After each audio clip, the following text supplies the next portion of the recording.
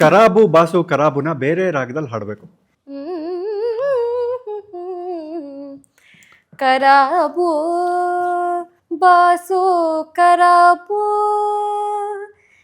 ಸುಮ್ಮನೆ ಓಡೋಗು ಓಡೋಗೆ ಓಡೋಗು ಸುಮ್ಮನೆ ಓಡೋಗು. ಬ್ರಿಲಿಯಂಟ್, ಸಕ್ಕತ್ತಾಗಿತ್ತು. ನೀನು ಇದನ್ನೇ ಸಖತ್ತಾಗಿತ್ತು ಅಂದ್ರೆ ಇನ್ನು ಸಖತ್ತಾಗಿರೋದು ನೀನಂತೀಯಪ್ಪ. ಓಕೆ, ಇನ್ನೊಂದು ಕತ್ಲಲ್ಲಿ ಕರಡಿಗೆ. ಓಕೆ, ಅದನ್ನ ಇದ್ರಲ್ಲಿ ಹಾಡೋಣ ಬೇಕಂದ್ರೆ ಮಾಯಾ ಮಾಡೋಗೊಳ್ದಲ್ಲಿ ಹಾಡೋಣ. ಸರಿ ಗ ಮ ಪದ ನಿ ಸರಿ ಗ ಮ ಮ ಗ ರೇ ಸ ಕತ್ಲಲ್ಲಿ ಕರಡಿಗೆ ಜಾಮೂನು ತಿನಿಸೋಕೆ ಯಾವತ್ತೂ ಹೋಗ್ಬಾರ್ದು ರೀ. ಅತ್ಲಾಗೆ ಹುಡುಗಿ ಇತ್ಲಾಗೆ ಹುಡುಗಿ ಯಾವತ್ತೂ ಇರಬಾರ್ದು ರೀ. ಆ ಆ ನಿಮ್ಮ ಈ ರಾಗದ ಪರಿಶ್ರಮ ನೋಡಿ ತಗೋ ನೀನೇ ತಗೋ. ರಾಗ ಆಡ್ಸೋರು ಒಂದು ಒಳ್ಳೆ ಗಿಫ್ಟ್ ಕೊಟ್ಟಿದ್ದಾರೆ. ನಂಗೆ ಯಾವತ್ತೂ ಫಸ್ಟ್ ಪ್ರೈಸ್ ಬಂದಿಲ್ಲ, ಇದೇ ಫಸ್ಟ್ ಪ್ರೈಸ್. ನೋಡ್ಲಾ? Oh this is so nice.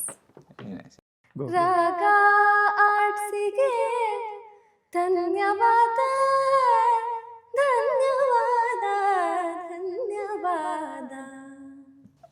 Very nice. Thank you, that's why you are married to me. ಚೆನ್ನಾಗಿದೆ, ಇಷ್ಟ ಆಯ್ತಾ?